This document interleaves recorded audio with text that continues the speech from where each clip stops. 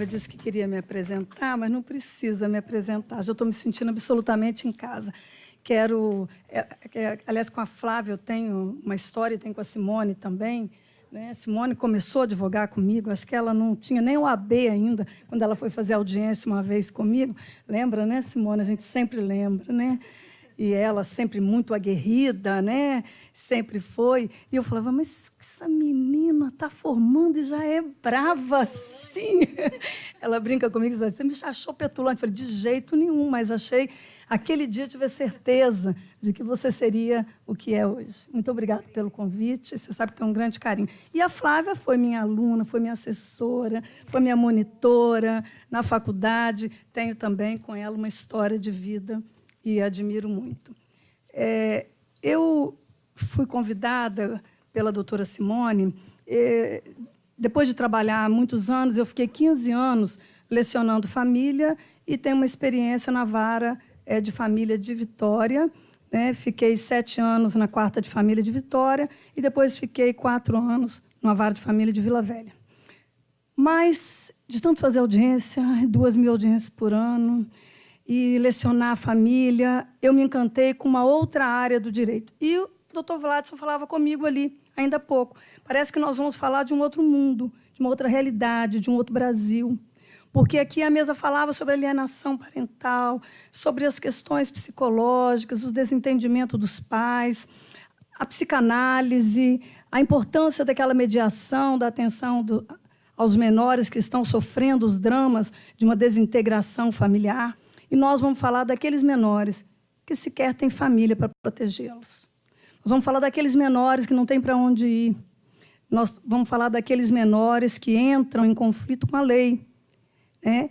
Que surgiram desprotegidos quando eram crianças e, depois, na adolescência, conflitam com a lei. Então, esses são os menores da nossa realidade. Em 2014, eu fui eleita pelo Tribunal de Justiça. Eu sou juíza, tá, gente? Eu falo, sou juíza ainda. Sou juíza, sou magistrada de 2º grau, sou desembargadora do Tribunal de Justiça. Há 31 anos sou juíza, continuo sendo juíza. E eu fui eleita para ser supervisora das varas da infância e juventude do Estado do Espírito Santo na gestão do desembargador Sérgio Bisotto. Fiquei 2 anos, quando o desembargador Aníbal assumiu, e ele tinha que fazer uma nova eleição, mas nós estávamos com um projeto encaminhado. Então, eu tinha aqui os juízes da infância que me pediram para ficar, o desembargador Aníbal pediu para ficar, eu fiquei mais 2 anos. Então, eu fiquei 4 anos nessa supervisão. E, nesse período, eu me encantei pelo que a gente pode fazer pela infância e juventude. Primeiro que na faculdade, onde eu lecionava, na FDV, desde 2001, eu identifiquei, onde a Flávia formou também, eu identifiquei lá uma lacuna enorme na base curricular da faculdade. Nós não temos a disciplina de infância e juventude na base curricular do curso de Direito. E os bacharéis em Direito entram depois na advocacia, conhecendo quase nada e apanhando, batendo a cabeça no dia a dia da profissão com os casos da infância e juventude. Então, eu propus lá na faculdade uma disciplina eletiva, que foi, graças a Deus, um sucesso. Os alunos disputavam muito, eu abri 25, 30 vagas, dava 120 inscritos, e as pessoas começavam a me telefonar, arranja uma vaga para minha sobrinha, arranja uma vaga para... E eu falei, então eu vou botar mais 20 alunos, mais 10 alunos. E por que tinham esse atrativo na disciplina? Porque era para suprir uma lacuna importante na base curricular do curso, e porque a disciplina não era uma disciplina de sala de aula, era uma disciplina onde a gente tinha um misto de informações sobre a base legislativa, o funcionamento do processo, mas, acima de tudo, era uma disciplina para levar os alunos para contato direto com as crianças e os adolescentes, que são o foco do nosso trabalho. Então, a gente fazia uma sexta-feira na sala de aula, num bate-papo, sempre em círculo, e, na outra sexta-feira, íamos para a unidade de internação do sistema socioeducativo. E o doutor Vladson, juiz que eu consegui levar de volta para a infância, que ele era da infância, depois saiu, foi para uma vara civil, e ele retornou a meu pedido e assumiu a coordenação da infância comigo. Eu era supervisora e ele é coordenador. Eu consegui que o tribunal criasse uma vara de execução de medidas socioeducativas em Vitória. Foi uma vitória nossa, nós lutamos por isso, porque passamos a ter uma vara de execução de medidas socioeducativas.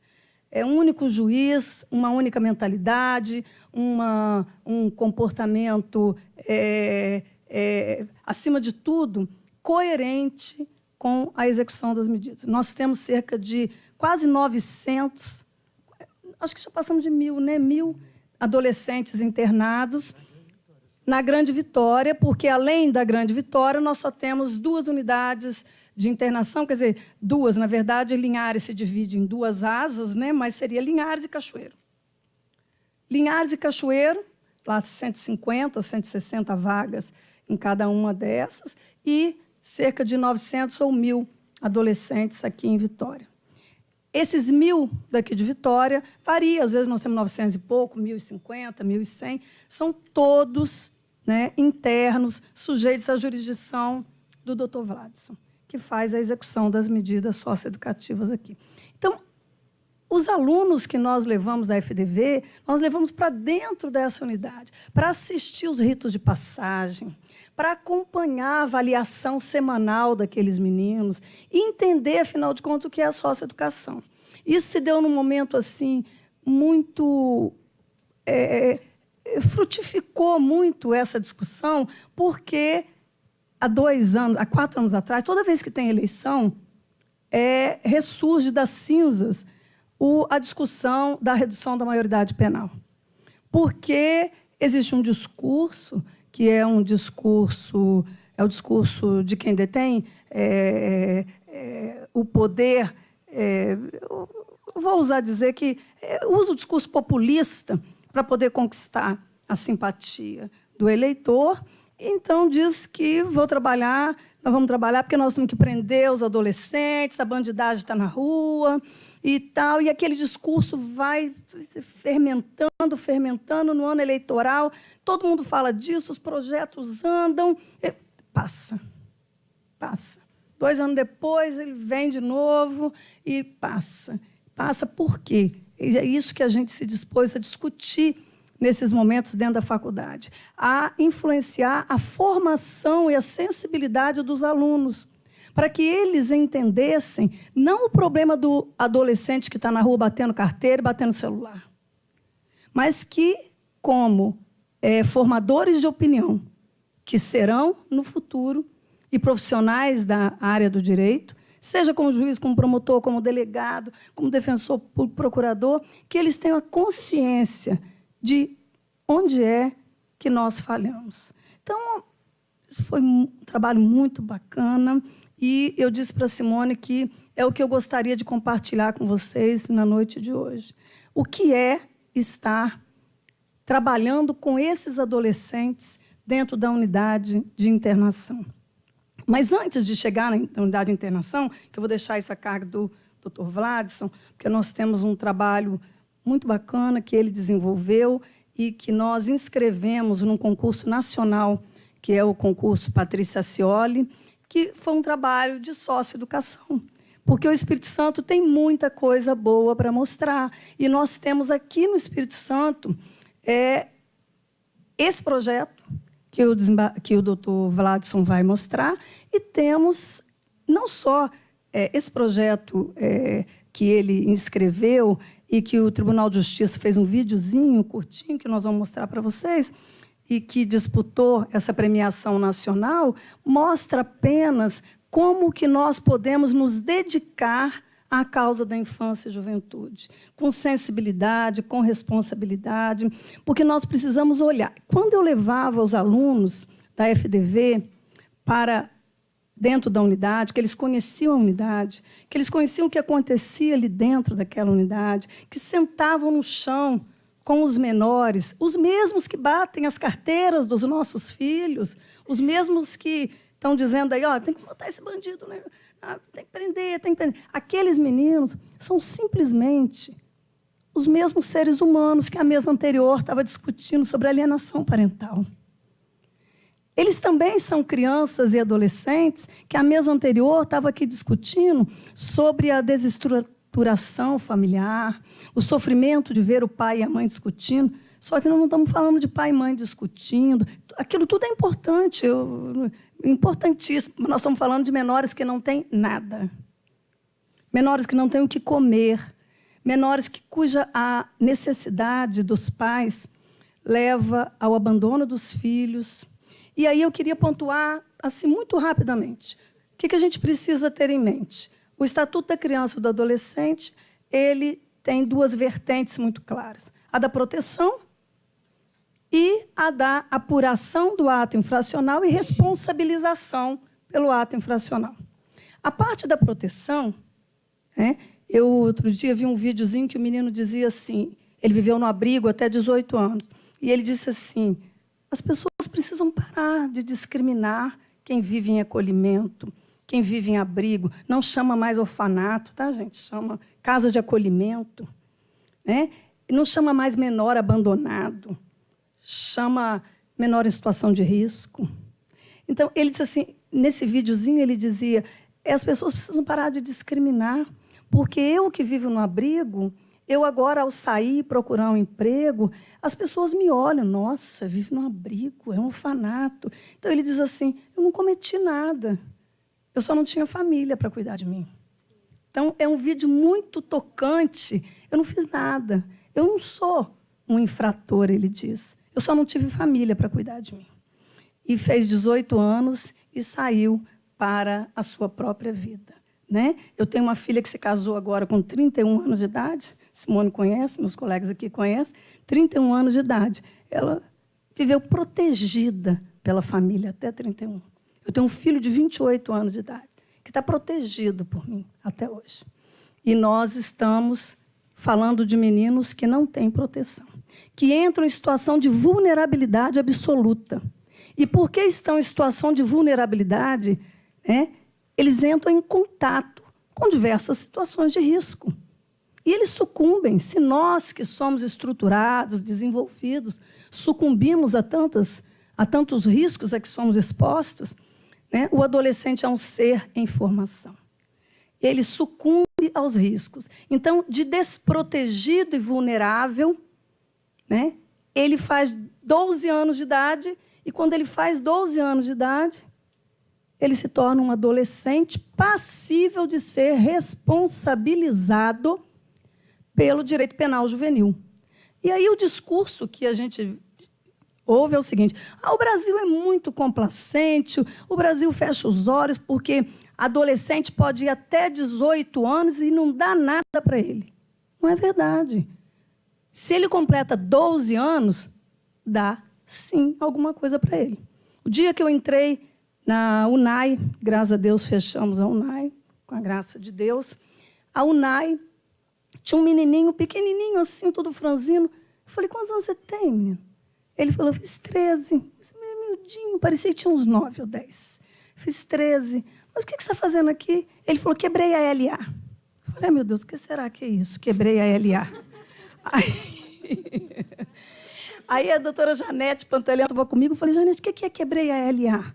Aí ela falou assim, a liberdade assistida dele. Porque eu não imaginei que aquele menininho daquele tamanhozinho, igual quando a gente vai interrogar um rapaz, você tem antecedente criminal? Não, eu tenho um 71, um 55, tenho um 121 tentado. Então, ele conhece tudo. O menininho virou para mim e falou, quebrei a LA. Eu quebrou a LA, até me situar, eu estava acabando de chegar na área, né? Ele tinha uma liberdade assistida e quebrou.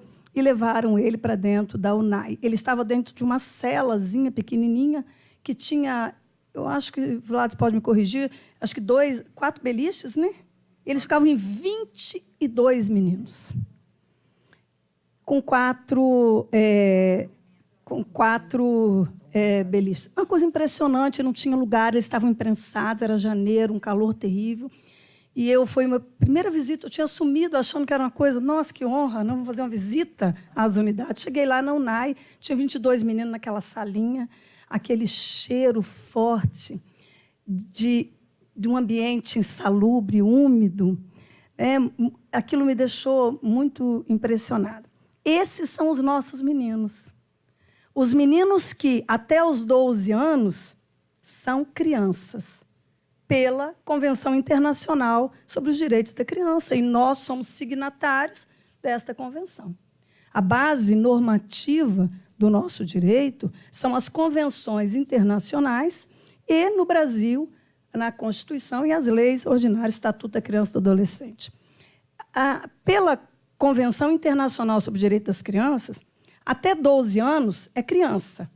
Ele não pratica ato infracional análogo a crime passível de ser responsabilizado. Mas, a partir de 12 anos, ele é responsabilizado pelos atos que pratica. Então, não é verdade o discurso de que o Brasil é condescendente com os adolescentes infratores. Nunca mais deixem ninguém dizer isso para vocês. Não existe infrator. Nós temos uma mudança paradigmática antes da Constituição de 88, depois da Constituição de 88. Antes da Constituição de 88, a gente chamava menor abandonado, menor infrator. Hoje, a gente chama adolescente em conflito com a lei, menor em situação de risco, menor em estado de vulnerabilidade, porque ele é um titular de direitos fundamentais, de dignidade da pessoa humana. Então, após 12 anos, o Brasil responsabiliza os adolescentes que cometem atos análogos a crime.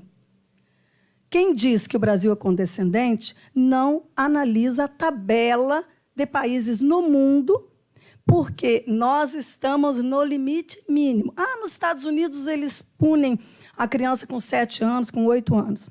Acontece que lá nos Estados Unidos, como é que eles punem?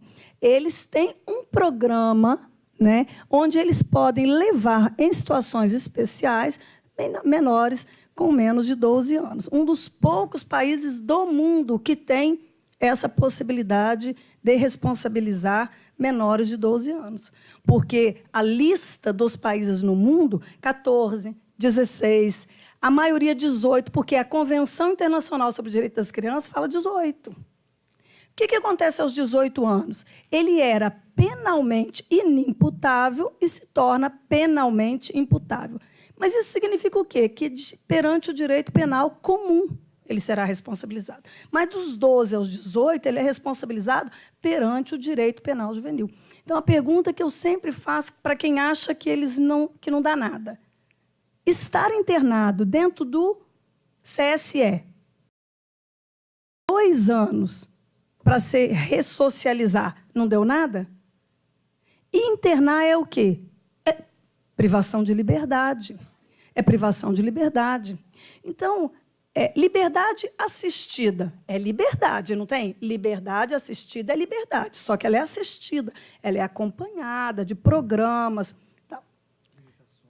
Tem limitações, liberdade assistida é liberdade. Internação ou semi-liberdade não é mais liberdade. Semi-liberdade já é uma meia prisão, né? Já é uma meia. Internação é internação de regime fechado. É internação de regime fechado. Agora, existem outras medidas? Existem outras medidas.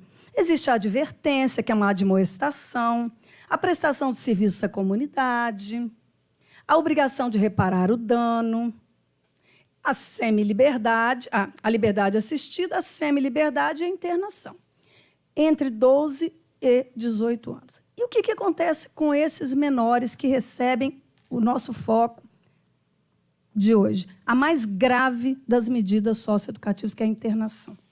Só é aplicada para casos em que houve ameaça grave ou violência, ou reiteração anteriores de outras infrações. Ele vai, então, para uma casa onde haverá para ele um plano individual de atendimento e uma casa que tem um projeto pedagógico. Está longe de uma prisão, está longe de uma prisão, porque ele tem um PIA, que é um plano individual de atendimento, e lá dentro o projeto pedagógico da unidade, que pode ser diferente, desde que atenda às exigências do SINASE, os projetos podem ser diferentes. Nós temos uma casa em Vitória que é modelo no Brasil. Nós temos um projeto pedagógico aqui o Dr. Vlados confirma com vocês, que é o projeto pedagógico do CSE. Né? O projeto pedagógico do CSE é modelo no Brasil. Nós já tivemos diversas oportunidades no Brasil onde esse projeto pedagógico é apresentado. Por quê? Ele tem fases, a inicial, a intermediária e a conclusiva. Eles entram todos nesses locais de internação, eles entram pela primeira fase, e ali dentro é uma coisa incrível. Eles têm um acompanhamento, semana a semana, do rendimento e da adequação deles à disciplina. É incrível, eu que vivi várias vezes ali dentro, eles têm aquele acompanhamento, primeiro, a adaptação do sistema. O doutor Vlados vai falar melhor com vocês, como que ele vai mudando de casa, inclusive, lá dentro. O primeiro bloco de casas, eles usam uma blusinha branca, todos sabem que eles acabaram de chegar, que ele está sendo adaptado àquele sistema. Se ele tiver uma disciplina 100%, ele passa de semana. O que é passar de semana? É igual passar de ano. Quando os filhos da gente chegam com um boletim, passou de ano. E um dia eu assisti um rito de passagem com os meus alunos, onde o menino levantou e o agente disse para ele: fulano de tal, diga aí, o que aconteceu com a sua semana? Aí o menino, mãozinha para trás, para disciplina de exército, ele disse assim: eu perdi a semana. Perdeu por quê? Porque eu deixei o copo fora do lugar. Eu falei: quê? Copo fora do lugar? Copo fora do lugar? Isso aqui, que regime é esse? Eu disse: não, porque regra é para ser cumprida. Se descumprir a regra é porque ele não conhece o que ele está fazendo ali. E como ele não teve limites em casa, aqui ele precisa aprender que a regra é essa. É uma regra simples, mas é deixar o copo. Eu falei: dá para eu trazer meus filhos para cá? Para ver o que eu faço com a toalha de banho. Eu tenho um filho de 28 anos que vai a um casamento, um terno novinho. No dia seguinte eu pego o terno debaixo da pia do banheiro. O que é isso? Gente, a minha empregada no Afam juntou tudo, foi tudo dentro da máquina para lavar. Eu falei com o Vlad: isso dá prisão perpétua para meu filho, né? Um copinho, não é só uma semana, não. Pedi uma semana. Exato, doutora. Então, lá, e aqueles meninos são absolutamente conscientes de que eles estão ali para crescer, para se disciplinar. E eles vão passando, e é muito bacana, porque quando eles passam para uma outra casa, eu mostrava para os alunos, eu falava: Vlad, explica, Vlad. O Vlad explicava toda vez para eles. Cada um tem sua celinha, sua quartinha individual, tem que estar tudo impecavelmente arrumado e dobrado, entendeu? A roupinha dele, ele lava, ele recolhe, perde a semana. E perde uma semana significa uma semana a mais na internação, porque ele não passou a semana, né? E aí, o que essa casa tem diferente daquela? Não, essa casa tem um estímulo a mais. O que é um estímulo a mais? Essa casa tem televisão, a de lá não tem. Então, ele quer passar, porque ele quer ver televisão. A outra casa pode ver o jogo na quarta-feira. A outra casa tem um videogame. Então, cada casa... Na primeira, ele nem acende a luz. Olha o que o Vlad está me lembrando aqui. Na primeira, ele não acende a luz. Nada, nem liga o chuveiro, ele tem uns minutinhos, abriu, jogou aquela água, ele sabe que ele tem que se disciplinar. Então, isso é ressocialização, onde o Estado vai buscar, dentro desse projeto pedagógico, ressocializar aquele menor que não teve limite, que não respeitava o próximo, que não tinha mãe para dizer a ele a hora de dormir, a hora de acordar, a responsabilidade com nada, e que acabou levando ele a uma situação de risco, vulnerável. Caiu no tráfico, caiu na droga, entendeu? Traficou, matou, bateu carteira e tudo mais. Esse projeto de ressocialização é o que a gente, na faculdade, levava para os alunos e debatia muito. O que é melhor? A gente trabalhar na recuperação desse menor, né? Ou nós, que somos o Brasil, né? De hoje, somos nós. E os nossos jovens estudantes, Brasil de amanhã, trabalhar nos projetos sociais e evitar, de uma forma ou de outra, que a vulnerabilidade aumente. Então, ao invés de nós estimularmos aquele rancor que o menino tem de que levaram dele o tênis, o relógio, o boné, levaram o celular, o iPad. Ao invés disso, nós temos que mostrar para cada um desses menores que tiveram oportunidades na vida, que esses outros não tiveram, e a culpa é nossa. Porque o artigo 227 da Constituição diz que é dever da família. A família falhou. Da sociedade, nós somos a sociedade. E do Estado, proteger as crianças e adolescentes de toda a exploração, de todo o mal, garantindo a eles estudo, alimentação, comida, porque eles são o futuro.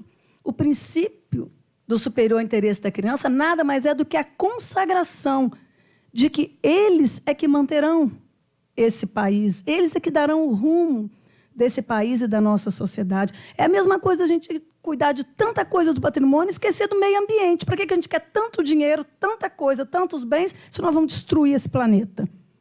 Também da mesma forma, se nós não cuidarmos das crianças e dos adolescentes, se não dermos a eles oportunidade, chance, proteção, tirando da vulnerabilidade, dos riscos, né? Isso que nós fazemos lá na socioeducação, nós temos 150 meninos. Quantos meninos nós temos no CSE e no Unimetro? 110. 110. No Unimetro, 120. E depois nós temos a UNES e nós temos também as unidades provisórias, né? Que é enquanto eles estão respondendo o processinho. Então, é muita coisa, não é uma aula, é só um bate-papo para a gente tocar. A gente tem assim, o processo todo. A gente também teve uma vitória enorme aqui em Vitória, que a gente conseguiu fazer funcionar, em conjunto com o governo do Estado e com o Ministério Público, o CIASE, que é o Centro Integrado de Atendimento Socioeducativo no Espírito Santo, que é um modelo também que nós imitamos do Rio Grande do Sul, de Belo Horizonte. Eu não participei desse projeto, mas acho que o Vladson participou inicialmente. Quando eu cheguei, ele estava em andamento, a gente conseguiu inaugurar e manter, que é simplesmente a porta de entrada do sistema socioeducativo no Estado do Espírito Santo. Todo menor, nos 5 juízos, né, ao redor, na região metropolitana, eles entram no sistema socioeducativo pelo CIASE, onde lá nós temos a delegacia de menores, nós temos todas as equipes multidisciplinares, nós temos uma unidade judiciária. Nenhum menor entra no sistema socioeducativo provisoriamente se ele não passa por uma audiência com o juiz. Isso de audiência de custódia, que é coisa maravilhosa, isso nós já fazemos na infância e juventude há muito tempo, rigorosamente fazemos. Nenhum menor entra sem o contato com o juiz. E se ele entra e o juiz diz que ele vai ficar provisoriamente, são 45 dias só. E ele precisa de ter a sentença. E nós cumprimos rigorosamente este prazo. Nós não temos excesso de prazo. Ele responde em 45 dias. Depois ele recebe a medida. E se ele receber a mais grave das medidas, que é a internação, que é o campo do Dr. Vlad, eu vou passar a palavra para ele agora, ele, então, vai para essa privação de liberdade num regime fechado dentro de uma das nossas unidades. Se ele for do norte, ele deverá ir para a unidade norte, que fica em Linhares. Se ele for do sul, ele deverá ir para a unidade sul de Cachoeira de Itapemirim. E se ele for, se não houver vaga, que é o que mais acontece, ou se ele for dessa região toda central, ele fica aqui em Vitória. A gente já tem negociação com o governo para a construção já bem adiantada de mais uma unidade em São Mateus, para a gente poder pegar o norte do estado todo, né, com mais proximidade da família. Por quê? Porque ele não está preso, gente, para poder pagar uma pena. Ele tem que ser ressocializado e ele precisa da visita da família, ele precisa do contato da família. Por isso que esses projetos, e o Vlad vai explicar o que é o projeto da visita monitorada, é tão importante, porque é o momento em que ele vislumbra e ele sente o que é voltar para a sociedade ressocializado com a nova perspectiva de vida. Não é romantismo, eu não sou romântica, muito pelo contrário, eu sou muito pé no chão, mas o que nós podemos fazer pelos menores vulneráveis só cabe dentro do coração. E quero finalizar dizendo que hoje é o Dia Internacional da Família. E família é presente de Deus. Família é presente de Deus, mas é para todos. É para aqueles que podem, aqueles que não podem financeiramente. Então, vamos pedir a Deus que esses menores abandonados, carentes, excluídos da sociedade, possam ter a bênção de Deus também e possam experimentar, de uma forma ou de outra, ainda que institucionalizado, o sabor de uma família. Porque eu vi muitos menores dizer, você é minha família. Eles chamam o Vladson de família. Eles acham que o Vladson é a família deles. Tinha um que perguntou se podia me chamar de vô. Ah. Você pode ser meu avô? Você acredita? Um dia o Vladson, um menino na internação... Uma menina. Pode chamar de avô? É, a menina que Deve ser porque você está com cara de velho. Esse cabelinho branco aí. Um dia um menino, eu estava com ele na internação, numa visita, aí ele virou e falou, doutor Vladson, eu quis falar com o Vladson, aí todo mundo parou. Aí o Vladson falou assim, eu já sei o que você quer de mim. Você quer alvará, né?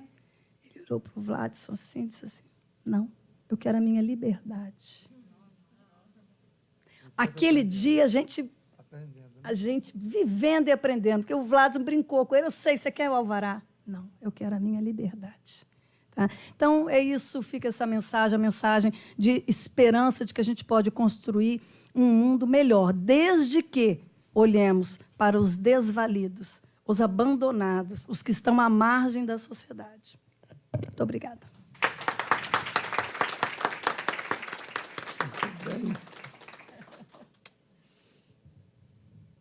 Bom, eu quero inicialmente agradecer o convite da Simone, né, vice-presidente, da Flávia Morar, e ao mesmo tempo que eu agradeço, registrar o meu protesto, né, porque agora, assim, o que eu vou falar depois da desembargadora Eliana, né?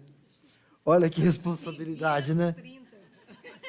Que responsabilidade, né? Falar depois da minha supervisora. Mas, assim, realmente... A desembargadora não é mais supervisora e eu não sou mais coordenador. Né?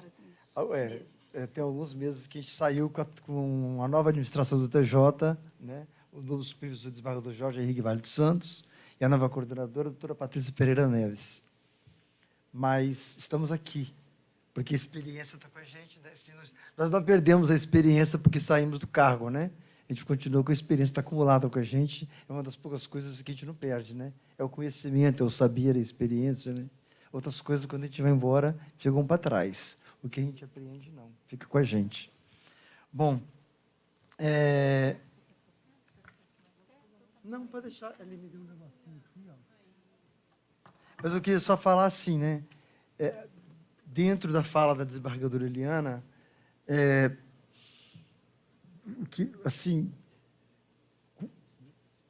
o que mais me leva a chamar a atenção dos senhores assim, é o seguinte, todo mundo fala muito a respeito da redução da maioridade penal, né? Todo mundo quer a redução da maioridade penal, sob o argumento de que o Estatuto é uma legislação frouxa, que o Estatuto não pune ninguém, que o Estatuto não serve para poder ressocializar. E eu fico assim, será que realmente é a mudança da lei que vai alterar a realidade do país? Sabe por quê? A desembargadora citou 2 filhos, um de 31 e de 28 que ela tem. E eu tenho 2 filhos. Eu tenho um filho de 28 e uma filha de 23. Todos os 2 foram criados sob a égide do Estatuto da Criança e do Adolescente. E nenhum dos 2 se tornaram menores infratores. E eu tenho certeza que os filhos da desembargadora Eliana também não se tornaram menores infratores.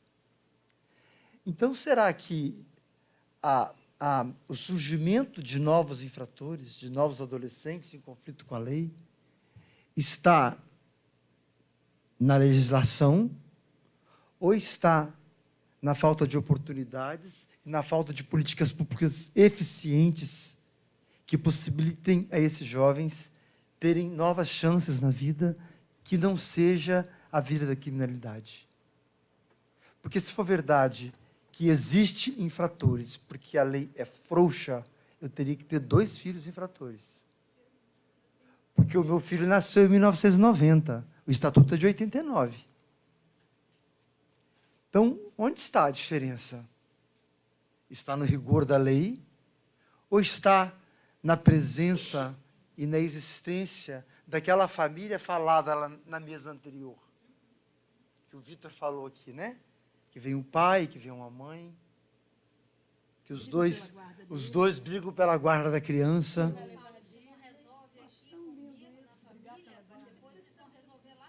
Não é? Então, assim, será que eu tenho que alterar a legislação? É tão Né? lindo brigar pela guarda. Não é?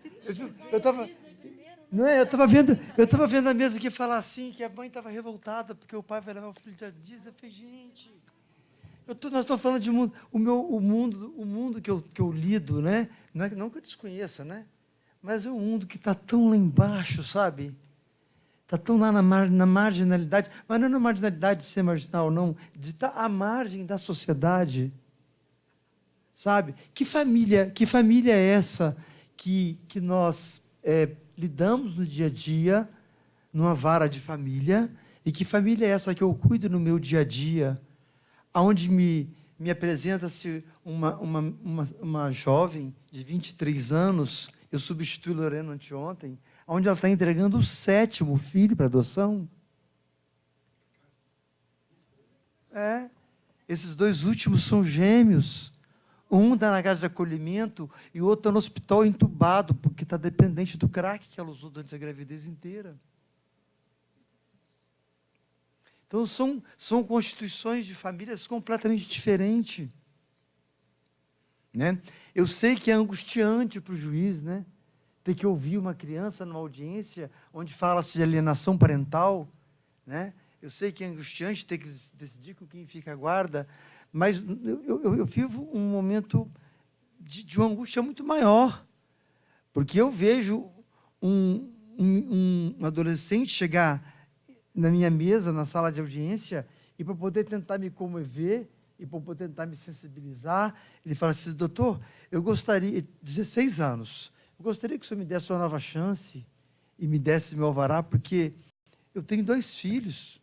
Meninas, você tem a ousadia de me dizer, na sala de você já tem 2 filhos.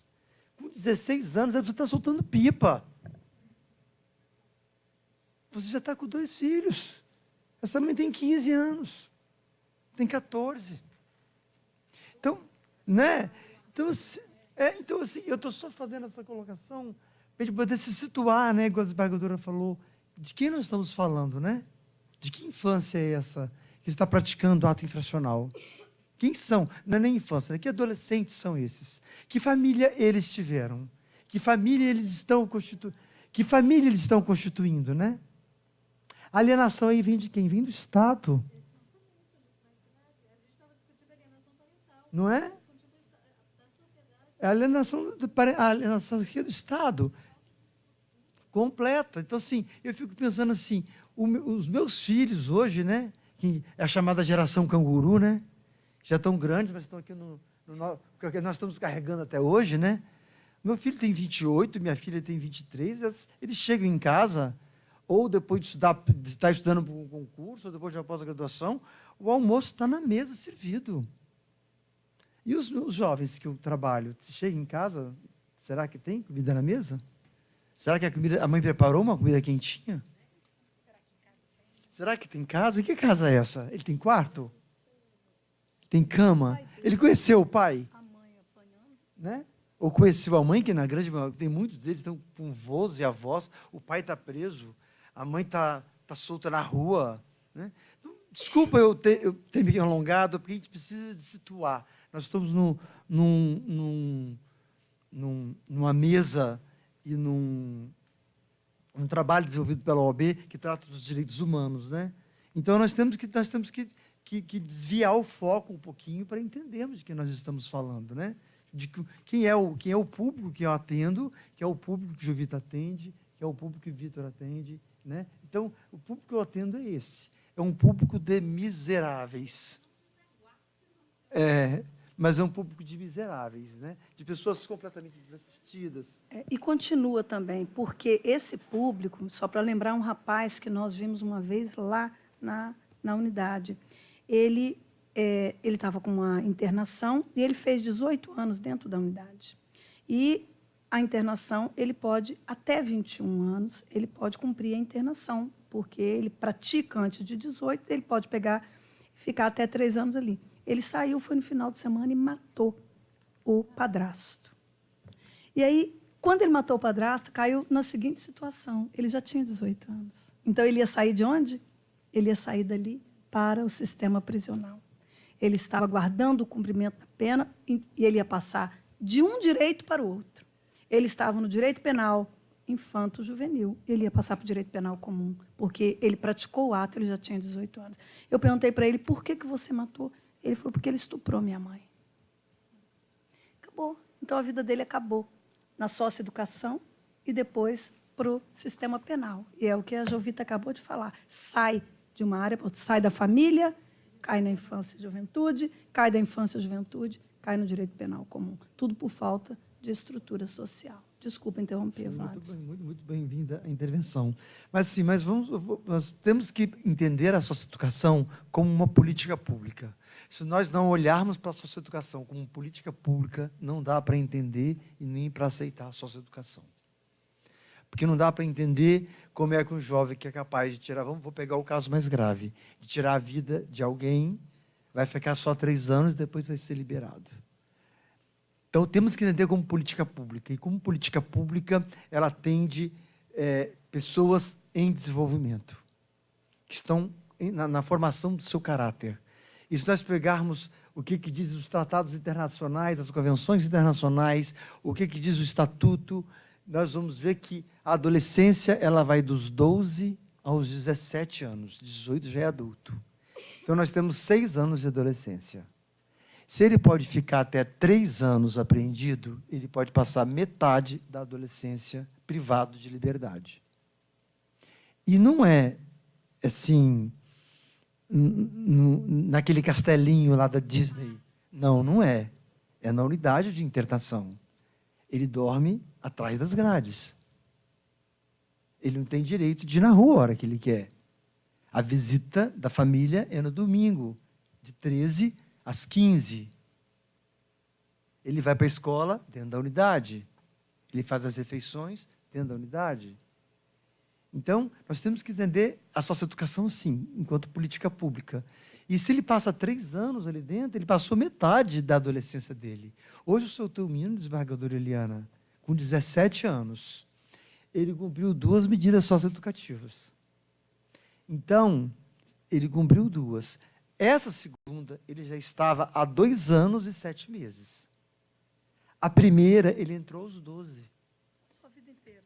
Ele passou toda a adolescência dele preso, completamente institucionalizado. Você pega um adolescente desse, que ele vai cumprindo a medida, aí quando ele vê que ele está perto de sair, ele infraciona dentro da medida, ele descumpre uma regra. Porque, em vez de vir um relatório pedindo extinção, vem um relatório pedindo manutenção. Porque ele quer ficar, porque vai fazer o que na rua? Ele não tem mais. Ele não tem. Eu estou com 2 casos hoje de adolescentes que completaram 18 anos, já estão, um com 20 e um com 19. Cumpriram todo o programa da unidade. Eu tenho que colocar-os em liberdade. Eu não os coloquei ainda, por quê? Porque não existe Casa República mais. Eles não têm família, eles são órfãos. Eles estão há 2 anos e meio, 2 anos e 8 meses dentro do sistema, com acompanhamento de psicólogo, de pedagogo, etc. e tal, né? Fizeram diversos cursos profissionalizantes, mas se eu extinguir a medida, eu tenho que falar assim, abre a porta, vai para a rua. Eu não posso dar nem vale transporte, porque já fez 18 anos. Então, eu estou com eles segurando há uns 15 dias, que eu estou tentando inseri-los numa casa que recebe maiores de 18 anos em Viana. Vou fazer uma audiência semana que vem, onde vem o responsável por essa casa que tem em Viana, para poder tentar inserir esses 2. Eles estão... apoio das equipes finais também, né? Nós temos o apoio do egresso, mas o egresso, ele acompanha o adolescente depois que ele sai. Mas, por exemplo, a questão da Casa República, né, desse apoio, teria que ser dado pela municipalidade. A municipalidade, igual tem os abrigos para as crianças menores de 18 anos que são desamparadas pelos pais, essa criança que está no abrigo, que reclamou, eu vou ser vítima de discriminação que vão desenvolver no abrigo, ele vive no abrigo até os 18 anos. Há 17, 11 meses e 30 dias. Completou 18, a porta do abrigo é fechada, ele é colocado na rua. Mesmo sem nunca ter cometido nenhum ato infracional.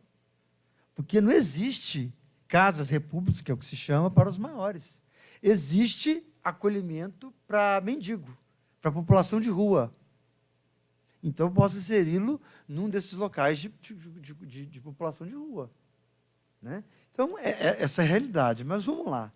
Dentro da internação, a internação, como a desembargadora Liliana falou, porque eu estou com medo do tempo, e daqui a pouco me desanima. Então, vamos pegar. Eu quero só falar um pouquinho só. Eu quero só falar sobre a internação.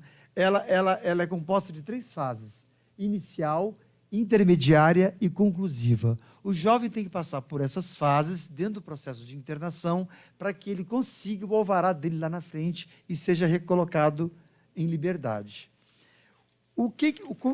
Sei que eu preciso dizer. E o que são essas fases? Você trabalha conteúdos diferentes em cada uma das fases. Na fase inicial, é só para vocês terem noção de como isso é diferente, isso é do Espírito Santo, tá? Isso está no SINASE, enquanto resolução do CONANDA, mas não é respeitado no Brasil. O Espírito Santo respeita.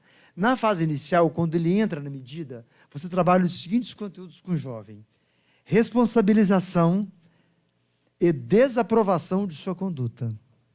Na primeira fase. Limites e respeito. Autocontrole.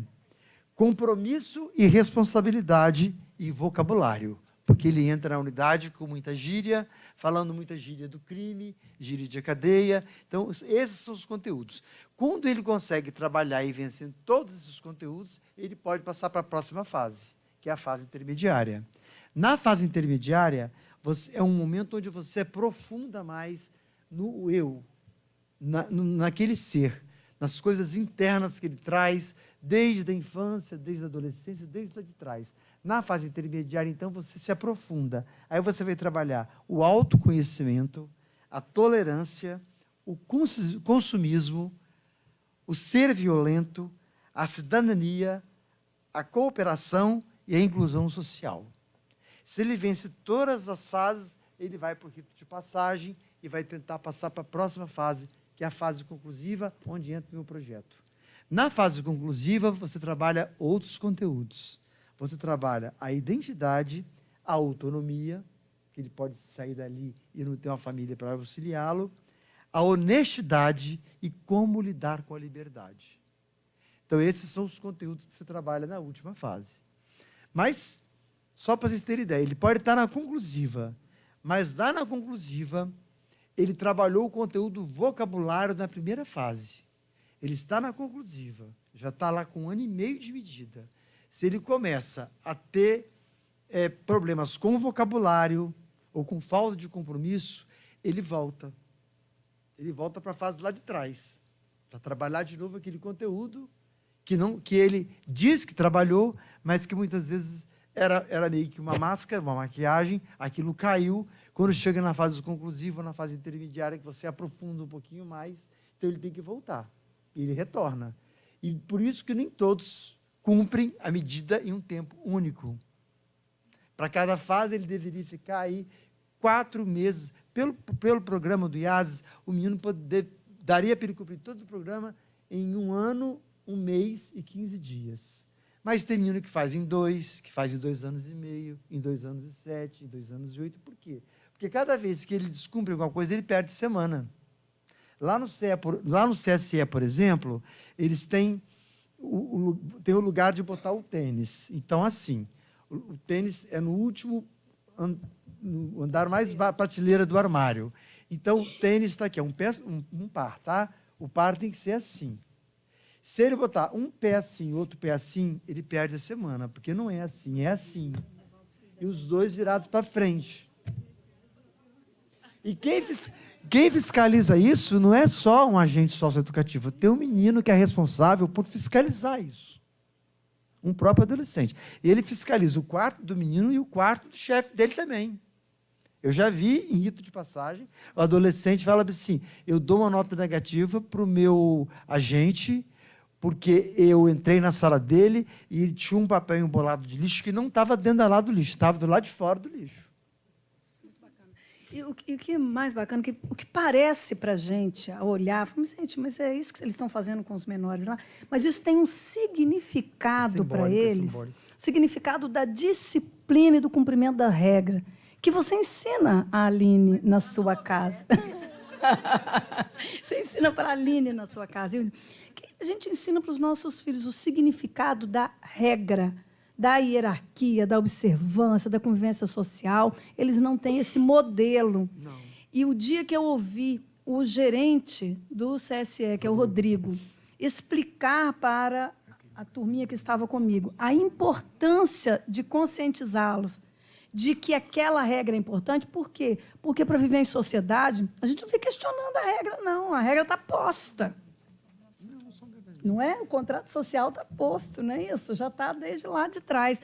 Então, a importância de saber que eles precisam de ter limite. Então, parece uma bobagem? É uma bobagem, gente. É uma bobagem, mas para eles é o significado da disciplina. E quando eles aprendem isso, é muito lindo. Eles fazem o que chama projeto de vida. Uma monografia. É uma monografia. O dia que eu vi a apresentação de um projeto de vida, é o que ele vai ser quando ele terminar a conclusiva. É um projeto de vida muito bacana. Mas vamos lá na conclusiva do ano. Então, assim, isso que a desembargadora Eliane Leal, eu sempre repito, parece sempre que as regras são muito, são pintadas com cores muito fortes dentro da internação. Mas eu sempre falo com eles que não é isso. É porque eles vêm do mundo de total ausência de regras. Na maioria das vezes não estudavam mais, não respeitavam pai e mãe, muitas vezes nem moravam com pai e mãe, saía a hora que queria, voltava a hora que queria, regra nenhuma. Então, quando chega no lugar que tem que guardar o sapato aqui e não jogar lá embaixo da cama, aquilo que é uma coisa natural em qualquer família minimamente organizada, para lá parece que é muita coisa. Mas eles acabam entendendo. Pois bem, dentro dessa medida socioeducativa de internação, e como nós estamos falando de direitos humanos, eu percebi um problema no momento de expedição de alvará. Eu percebia que muitas mães, quando eram chamadas nas unidades para poder levar o filho de volta, porque ele tinha terminado de cumprir a medida socioeducativa, as mães choravam, mas não era de alegria, era de desespero, de medo. O que eu vou fazer com esse menino agora? Porque essas famílias mais pobres, desse povo que nós estamos lidando, quando fala que o menino foi para a unidade de internação, é como se estivesse colocando no colégio interno lá em Petrópolis, para a gente. Sabe? Fico feliz da vida, porque assim, ali não vai morrer. Ele tem comida, ele dorme. Aí quando você fala que você devolve esse filho para essa mãe, ela fala assim, mas peraí, o quarto que era dele, minha filha menor já teve filho, ele já não tem mais o quarto. Eu botei um guarda-roupa, tem um berço lá. Não tem mais onde colocar esse menino. Então, quer dizer, a partir desse incômodo mostrado pelas mães, eu pensei na questão da visita monitorada. Que a visita monitorada, o que é? É a possibilidade de você, eu vou falar bem rápido sobre isso, é a possibilidade de você inserir gradativamente o jovem na comunidade e no seio de sua família, e trazer a família para o comprometimento, no cumprimento dessa medida. Porque eu trago a família, eu trago o pastor, eu trago a mãe, eu trago a avó, o vizinho, todo mundo entra nesse comprometimento do retorno desse jovem para casa. Né?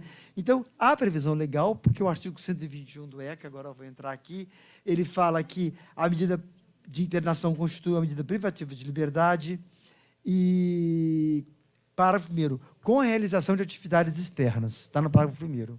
Então, se há a possibilidade de realização de atividades externas, então eu vi aí um gancho para poder fazer a visita monitorada. O artigo 55 da lei do SINASE fala que você pode, ao estabelecer o PIA, que é o Plano Individual de Atendimento, você traça as metas. Então, se lá na criação do PIA, que é feito em conjunto com a família, com o menino e com a unidade, se você fala que ele terá uma visita monitorada lá no final, nada impede que isso aconteça no final da medida, na fase conclusiva. Vamos virar aqui, que eu tenho que ser rápido por causa do tempo. Como é que eu passo aqui? Aqui? Ou é aqui? Aqui. Aí. Será que eu passei demais? Hã? Eu também acho. Aí, vamos lá. Nós começamos esse projeto em 2012, através de uma provocação do próprio Poder Judiciário. Eu estou fazendo, isso aqui dessa forma foi uma palestra que eu fiz fora do Estado, apresentando esse projeto. Quando eu falo de provocação do Poder Judiciário, porque dentro de um processo, eu determinei que uma unidade, antes de liberar o menino, eu queria que ele fizesse a experiência familiar. Eu queria ver como é que ele ia se comportar no seio da família dele, para depois eu decidir. Então, nós começamos assim, dessa forma incipiente. Então, o primeiro caso aconteceu em 2012, e eu determinei que fosse feita uma construção de uma proposta institucional, onde o menino ia tratar, junto com a equipe socioeducativa e junto com a família, o que ele faria no final de semana. Né? E esse menino, então, traça, junto com essa equipe, essa visita que, a princípio, se chamou a visita sócio-familiar. Começou na nossa unidade de internação chamada Unimetro. Quais são... Eu deixei que a própria... Eles queriam assim, doutor Vlad, o senhor estabelece quem é que vai fazer a visita monitorada? Eu falei, não. Quem está no dia a dia com o jovem é a equipe técnica. Então, é a equipe técnica quem vai decidir que adolescente vai fazer a visita monitorada. Quais são os critérios de elegibilidade para ele poder fazer a visita monitorada? Eu vou falar, estão todos aí, eu vou falar mais ou menos. Ele tem que estar na última fase do processo socioeducativo, ele tem que estar na fase conclusiva, ele tem que não estar descumprindo nenhuma regra, e ele tem que ter uma semana positiva.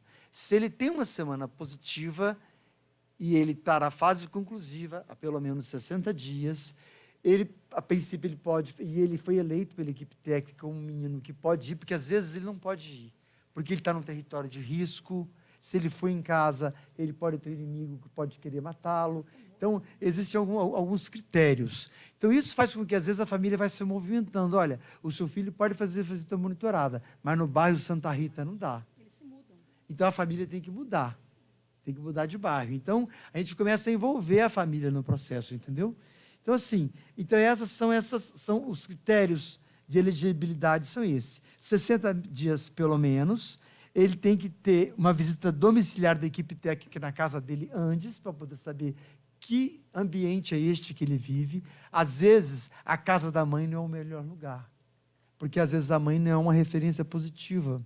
Né? Às vezes ele vai fazer isso na casa da avó, na casa da madrinha, ou na casa de uma tia, que também não adianta muito obrigar determinados tipos de visitas, se depois que ele sair daí, ele está mais vinculado à família da camponheira dele do que a mãe dele. Então, eu tenho que obedecer certos critérios da realidade. Né?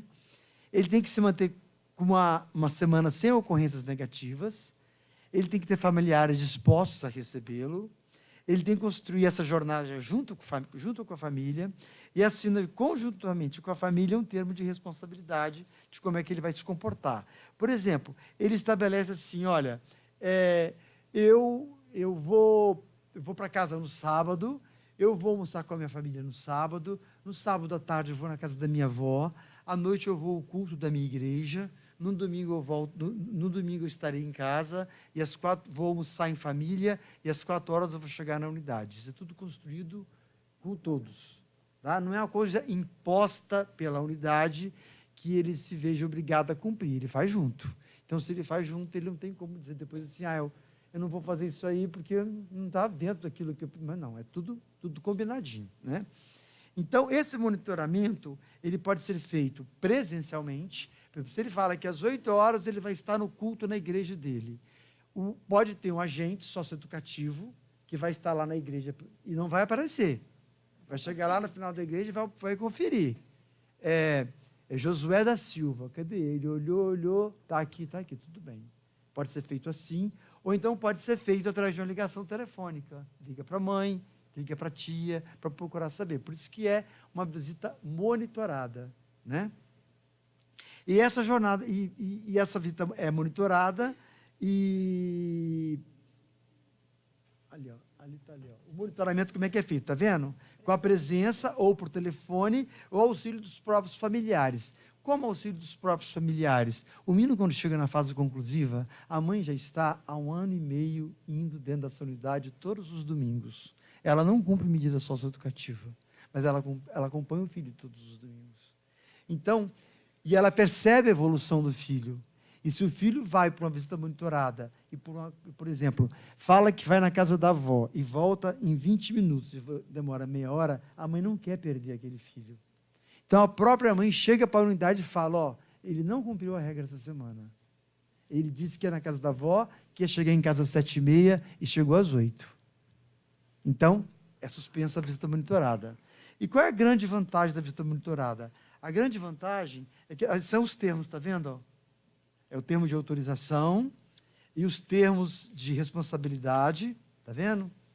E um modelinho de visita monitorada, está vendo? O nome do menino, a data, o que ele vai fazer. Olha, ele sai da Unis, hora de chegada, ó, o horário que ele sai, ó, o horário que ele chega em casa para tomar café com a família, o horário de almoçar, o horário de ir na casa do meu irmão, tomar banho e retornar para a Unis, está vendo? Então, eu vi um plano uma vez, achei incrível, você se jogar futebol no campinho da igreja às 11 horas, tomar sorvete às 14 horas. Incrível. Eles fazem isso tudo conjuntamente. Você estava construindo isso aqui. Quando começou isso. Então, assim, eu acho que é muito importante porque é uma possibilidade que o juiz tem, dentro da medida de internação, fazer um ajuste daqueles conteúdos que não foram bem trabalhados, que não foram bem entendidos pelo adolescente. Mas você fala assim, mas o menino pode ir para a visita monitorada e fugir? Pode. É um risco que eu corro. Mas se ele fugir, ele me deu a certeza que ele não estava na hora de receber o meu alvará, com um carimbo de ressocializado. Ele será um foragido. E uma hora nós vamos pegar. Mas se ele consegue, né, voltar, é um exercício, né, de respeito às leis, de respeito às normas, né? Como é que é você passar o final de semana com a sua família e você voltar para dentro da unidade, né? No domingo, 4h da tarde, você largar todo mundo e voltar para o lugar de privação. Eu vou ler depois um trechinho aqui, de uma fala sobre isso. Aí aqui nós temos, eu fico perdido, em caso de descumprimento, a unidade avalia, caso a caso, não nesse aqui, não. Diferente da semi-liberdade. Porque na semi-liberdade, o adolescente fica dentro da unidade durante a semana e vai para casa no final de semana. Na visita monitorada, não. Não são todos que têm esse direito, isso é um incentivo, né, que ele adquire, e nós monitoramos, nós estabelecemos o que ele fará. Então, é diferente da semi-liberdade. Deixa eu ver qual é o próximo. Em caso de descumprimento, a unidade avalia quais são as sanções aplicáveis, ele pode perder o direito, ele pode regredir de fase, ele pode ficar estagnado e tem a chance de trabalhar de novo os conteúdos complexos que ele não entendeu bem. Bom, nós vamos passar por um filminho, mas antes eu quero só fazer uma leitura aqui, que nós vamos concluir com o filme.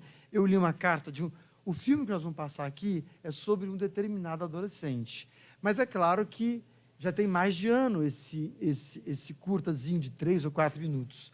Mas eu fiz uma audiência há pouco tempo de um adolescente chamado Mateus, e eu me orgulho muito de dizer que eu, pelo menos, consegui, durante esses 5, 6 ou 7 anos que eu estou à frente da execução, eu consegui mexer com o sonho desses adolescentes.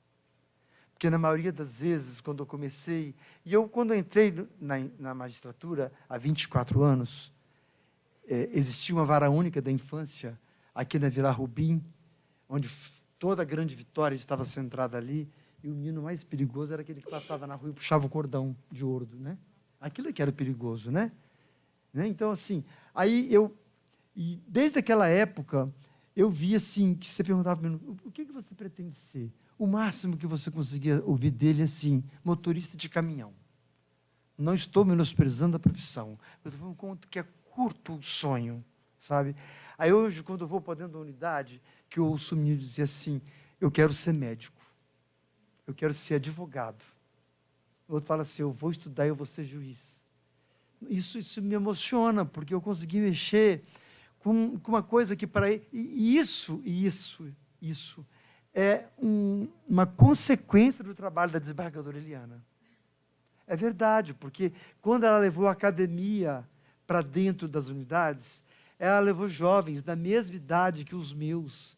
Ela levou os jovens alunos dela para ficar juntos com os meus sócio-educandos.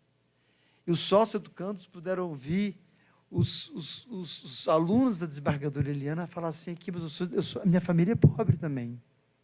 A minha família é pobre. Para eu poder fazer essa faculdade aqui, eu tive que tirar uma nota muito boa.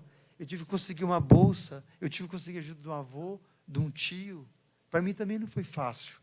Então, assim, a gente conseguiu instigar o sonho deles. Mexer com a possibilidade de ser alguém. Porque até então, qual é o local de reconhecimento desse jovem? Quem é que o acolhe? Quem é que o acolhe? É o tráfico. Aonde ele é reconhecido? Ele é reconhecido. O tráfico dá poder. O tráfico dá poder, o tráfico dá uma arma, o tráfico dá dinheiro. O tráfico dá ele a possibilidade de poder comprar uma camisa de marca, de presentear a namorada, de ir ao shopping e comprar uma roupa como qualquer um de nós podemos comprar. Então, assim, isso me remete a outra coisa, de novo, na diferença desses meninos para os meus filhos, né? Tudo aquilo que eles almejam, os meus filhos almejaram, e eu almejei quando eu tinha a idade deles. Sabe o que é a diferença? São as oportunidades que não são as mesmas. Né? Então, assim, eu vou ler uma parte de um pedacinho só, antes de passar para o finalzinho, que é o filmezinho, do menino chamado Mateus. Esse menino me chamou a atenção desde o começo do documento da medida dele. Ele chama Mateus Moraes Rocha. E sempre que eu ia para as inspeções, que eu não sei se vocês sabem, né? Mas o juiz, todos os meses, o juiz está dentro de todas as unidades de internação, por determinação do CNJ e da nossa corregedoria. Eu faço inspeções mensais das unidades. Eu vou mais às unidades do que, às vezes, algumas mães, do que, às vezes, os próprios presidentes do IASES. Estou todos os meses, eu estou lá dentro. Os meninos me conhecem pelo nome, e eu sei o nome deles também, porque nós estamos sempre lá, para poder acertar rumos na defesa dos direitos dos adolescentes privados de liberdade. Nós estamos lá para ouvir reclamações, né? Então, estamos lá. Então, esse menino sempre me chamou a atenção, porque ele sempre falava, doutor Vladson, eu saí da escola, mas eu queria saber do senhor, se eu conseguir passar no vestibular, o senhor me ajuda a fazer uma faculdade de Direito? Eu sempre dizia ele, porque eu ajudava o Mateus. Agora estou correndo atrás, porque ele passou no vestibular. Ele passou no vestibular, ele teve excelente nota no Enem, na faculdade, na FAESA, ele passou com 97% de aproveitamento na prova da FAESA. E ele é um exemplo de superação. E esse menino me mandou uma carta, que eu mostrei para a desembargadora, para você ler lá, porque essa carta não está inserida nesse documentário que eu vou passar aqui, porque é um outro adolescente. Ele fala assim, quer ver? Lembro-me que em uma inspeção, o senhor citou, vou falar sobre visita monitorada, né? O senhor citou, deixa eu só voltar aqui um pouquinho, só um pouquinho, depois eu pulo ali para baixo, quer ver? Eu chego um dia na unidade, ele bate a porta da gerência, que eu estava conversando, junto com um agente socioeducativo, e fala assim, dona Simônia, que é a gerente da unidade, tem um socioeducando que quer falar com o doutor Vladson. Aí eu falei assim, deixa eu esperar, manda ele esperar eu terminar a conversa, que eu falo com ele. Aí ele insistiu, então ele entrou. Aí ele entrou, ele tinha um presente para me dar, que foi uma pintura que ele tinha feito no óleo sobre tela, e ele tinha uma carta. Ele me entregou a carta dentro do envelope. Aí eu falei, nossa, legal, que bom que você escreveu, porque a lei do SINASE fala que eles podem escrever, e eu incentivo que eles escrevam também. Eu levei umas cartilhas lá que distribuíam que eles podiam falar com o juiz. Era para escrever, se não falasse pessoalmente. E eles cumpriram. Aí a carta tinha várias laudas, eu falei assim, pode deixar que eu vou ler a sua carta. Aí ele ficou meio decepcionado, eu continuei conversando com a gerente, e ele disse, doutor Vlad, deixa eu ler a carta para o senhor. Eu falei, você faz questão? Eu falei, faço. Ele leu a carta na minha frente, eu não vou ler a carta toda, não vou cansá-los, mas vou falar só sobre o que ele fala, né? Ele fala assim, no início do cumprimento da minha medida socioeducativa, ele leu isso para mim lá, eu não conseguia compreender o objetivo da internação. Pensava como a privação de liberdade poderia surtir efeitos positivos em mim. Como um lugar que me prende e me faz sentir saudades poderia me ajudar. Eu via a unidade como um lugar hostil. Eu não tinha consciência do que era responsabilização e desaprovação do meu ato infracional.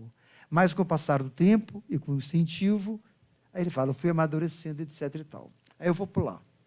Quando ele fala sobre a visita monitorada. Lembro-me, Dr. Vlades, que em uma inspeção, o senhor citou que a saída monitorada é o termômetro da medida socioeducativa. E é a partir desse momento que a unidade, juntamente com o judiciário, entende que o adolescente está ressocializado e que compreendeu a medida. Porém, é muito mais complexo. A medida socioeducativa não interfere somente na vida do adolescente em si, mas em sua família e amigos, que mesmo não estando diariamente com você, o acompanham em seu desenvolvimento, na esperança que você saia dali uma pessoa melhor do que entrou. E aí que a visita monitorada é essencial. Ela é a confirmação efetiva de que realmente o adolescente quer uma mudança. Não é fácil o adolescente sair e no outro dia retornar para o local que o restringe de sua liberdade. O adolescente tem que ter um comprometimento muito grande com a medida, pois só volta quem realmente quer construir uma nova perspectiva de vida. Mas hoje, eu digo, por experiência própria, Dr. Vladson, que é necessária a visita monitorada, porque foi a partir desse momento que realmente passei a dar valor à minha vida e à minha liberdade. Esse menino, ele tinha pais e mães separados, os pais eram divorciados, eles se casaram de novo para poder juntos acompanhar esse filho no cumprimento da medida. E ele vai falando, eu não vou falar tudo porque é muita coisa, ele fala de todos os cursos que ele fez. Depois ele fala assim, e quando a gente vai na unidade, a gente precisa de comer a comida que eles comem, porque eu tenho que certificar a qualidade da comida. Eu podia só olhar, cheirar, mas eu como não é só porque eu estou provando, é porque dá 8 horas da noite, eu estou dentro da unidade, eu estou morrendo de fome, eu tenho que comer também na inspeção. Aí ele fala assim, ele fala sobre esse momento. O que eu vou falar aqui, ele fala um pouco de mim, mas eu quero que vocês vejam o silogismo que ele faz a respeito do que representa para eles eu comer aquela comida. Olha só que menino inteligente. Dr. Vladson,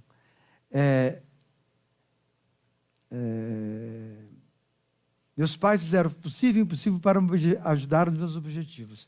Agradeço ao Senhor por ter me dado a oportunidade de fazer a faculdade e ter despertado um sonho em mim. O Senhor, para mim, é uma referência tanto profissional como ser humano, e eu sempre fico admirado com a humildade do Senhor nas suas inspeções. E o que mais me chama a atenção é ver o Senhor comendo o nosso marmitex. Eu nunca tinha prestado atenção nisso. Aquela atitude, ao mesmo tempo que nos impressiona, nos humaniza também. Mesmo com todo o estudo e poder que o Senhor exerce, o Senhor se submete e faz questão de mostrar que todos nós somos iguais. O Senhor não exerce somente uma função profissional, mas social também. E por isso eu admiro tanto o Senhor e realmente tenho muito a lhe agradecer. E por isso resolvi escrever essa carta. Então, quer dizer, ele fala do ato de eu comer, que para mim é um ato de fome e é um ato de fiscalização, mas para eles me coloca no mesmo patamar que eles, mas que todo mundo é igual. Não há diferença, todo mundo tem a mesma possibilidade de sonhar, né?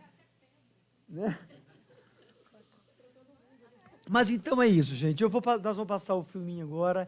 Esse aqui é só uma parte de um dos meninos. São vários adolescentes que já passaram pela visita monitorada. Eu quero dizer que a visita monitorada ela é uma iniciativa do Espírito Santo.